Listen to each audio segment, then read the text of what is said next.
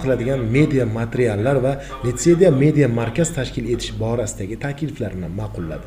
Bugun Toshkent davlat yuridik universiteti huzuridagi Namangan viloyat akademik litseyida O'zbekiston Respublikasi Adliya vaziri yoshlarni ochiq muloqoti bo'lib o'tmoqda. Aynan biz akademik litsey o'quvchilari ham ushbu muloqotda faol ishtirok etmoqdamiz.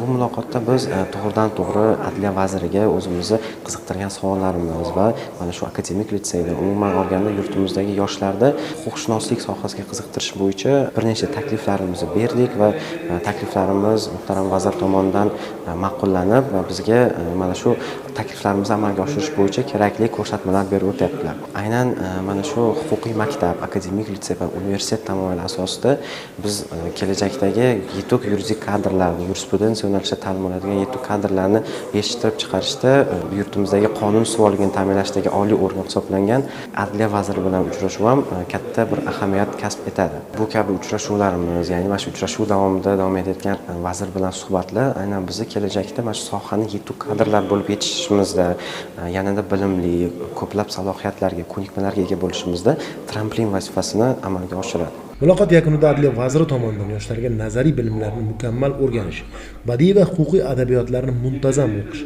hamda bo'sh vaqtini to'g'ri sarflash borasidagi hayotiy tavsiyalar berildi.